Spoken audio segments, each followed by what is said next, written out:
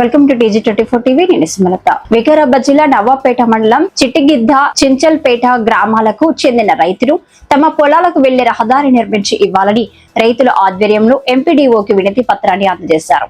ఈ సందర్భంగా రైతులు మాట్లాడుతూ చిట్టిగిద్ద నుంచి చించల్పేట వరకు ఉన్న వ్యవసాయదారి వర్షాకాలంలో బురదమయమైగా మారడంతో రాకపోకలు ఇబ్బందిగా మారుతుంది అన్నారు.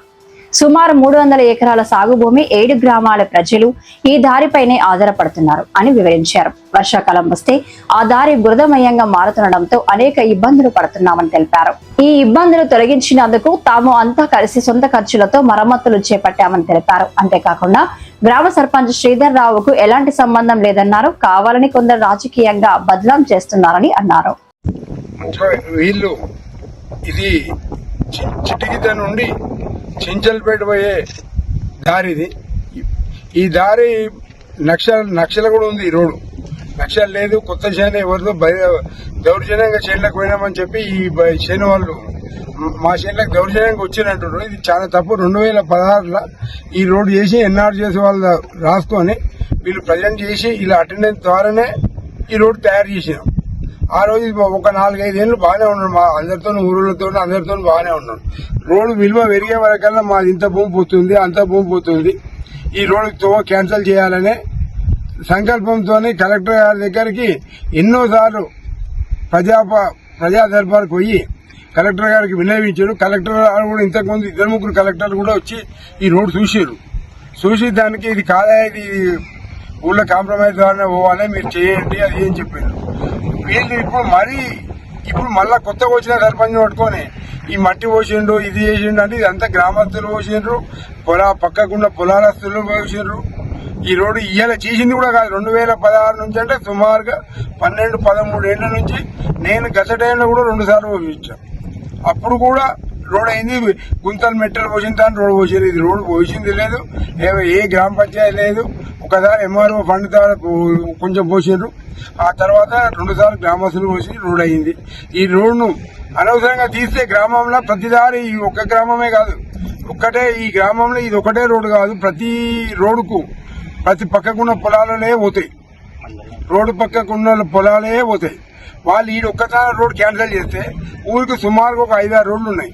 అవన్నీ తీయాల్సి వస్తుంది. అది మళ్ళా కొరిగితో కోకుండా నెత్తి కోకున్నట్టు అవుతుంది. కాబట్టి ఈ రోడ్డు కాకుండా ఈ రోడ్డుకు వాళ్ళకి ఏం చెప్తారో ఇది చాలా అహంకారము, దురహంకారంతో వాళ్ళు గడ్బడి చేస్తున్నారు. ఏదో మేము చేస్తే హీరోని అయితే అనుకుంటున్నా. ఇది హీరో కాదు, జీరో కాదు. ఇది గ్రామానికి నేను 2-3 సార్లు రిక్వెస్ట్ చేసి చెప్పిన, చూడు తమ్మి ఇట్లా కాదు, మీ తాతయ్య ఇచ్చిండు, నువ్వు ఇప్పుడు అనవసరంగా ఆ రోజు మీ తాత ఇవ్వకుండా మేము రాకుండావి, మీ తాతయ్య ఇచ్చిండు, ఈ రోడ్డు ఇది చేయాలి అయ్యింది, దాన్ని మీ పేరు కూడా తలుసుకుంటాం, మీ పేరు ఎప్పటికి గుర్తుంచిపోతుంది.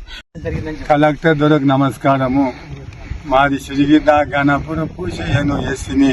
నాది కూడా దొర 2 గుంటలు కాదు, 2 ఎకరాలు 3 ఎకరాలు భూమి పోతున్నది.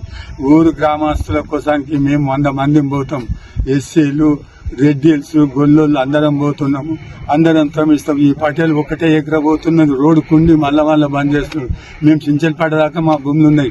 కనీసం అంటే మేము 200 మందిని ఎస్సీలు, గొల్లోళ్ళు, రెడ్డిల్స్ ఉన్నాం.